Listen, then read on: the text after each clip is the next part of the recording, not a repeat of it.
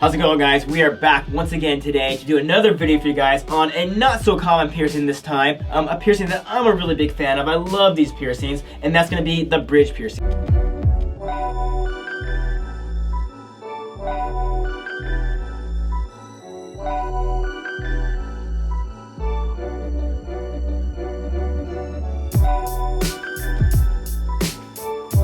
Bridge piercings you'll see very often, but they're amazing piercings. I wish more of you guys would get them. A bridge piercing is a piercing located right on the bridge of the nose, right in between the eyes. There's a little bit of skin. You can feel where the bone kind of dips away, and there's a little bit of loose skin right in there. That's exactly where your bridge piercing is going to go. Bridge piercings are not a very easy piercing to do. If you are deciding to get a bridge piercing, make sure you go and seek out a professional piercer who knows exactly how to get this piercing spot on for you and how to do it properly and correctly, okay? That's really, really important.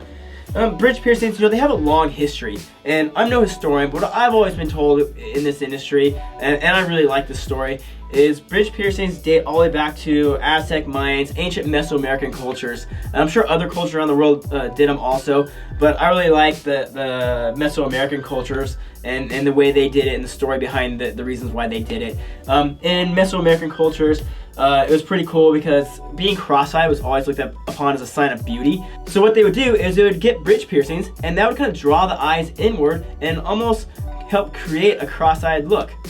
Kind of cool. I don't know how much truth there is to that, but I have seen old sculptures and carvings of bridge piercings on ancient Mesoamerican cultures, so I know it was a piercing they definitely for sure did. If you're getting this pierced, you can't ever really put a ring in there. It's going to be a barbell only piercing. When you put a barbell in there, I usually like to use 14 gauge, half inch, 5/8 are pretty common lengths. You can also use 12 gauge. 12 gauge is a really good thickness to start off a bridge piercing with. So 14 and 12, those are your two common thicknesses. Most lengths, like I said a second ago, half inch to 5/8, really depending on your nose. Everybody's nose is shaped differently, and that's why it's really important that your piercer knows exactly what they're doing, how to get you that perfectly fitted barbell for your bridge. Now, this isn't like a lot of other piercings where you want a lot of extra length hanging off the piercing for swelling and healing and stuff like that. For this one, I really like my barbells to be kind of a perfect fit. You're gonna have a tiny bit of length on there, just a tiny bit, just so your piercing can drain and discharge naturally. But you don't get a lot of swelling with them, so you don't need that excessive room for swelling. If it has a lot of length hanging off of it, it's gonna move a bunch, and that movement is gonna cause a lot of migration. Bridge piercings, they're borderline a surface piercing. They're not really a surface piercing, but they are borderline. So they can migrate really easily. And that migrate is going to be from not having properly fitted jewelry, not having properly sized jewelry, not having proper placement, also bumping it and knocking it too much while it's healing, moving it, touching it too much while it's healing. You got about 2 to 3 months, which is like your basic healing time. And for those first 2 to 3 months, you really want to just leave them alone. Don't touch them, don't play with them, don't spin and rotate them. Like all piercings, spinning and rotating, it's like picking at a scab.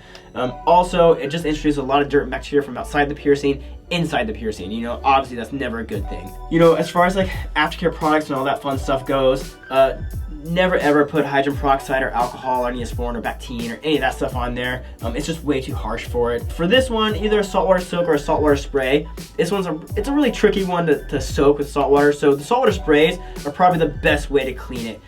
Saltwater sprays, there's a really good product on the market right now by NeilMed. NeilMed, we sell it on the site.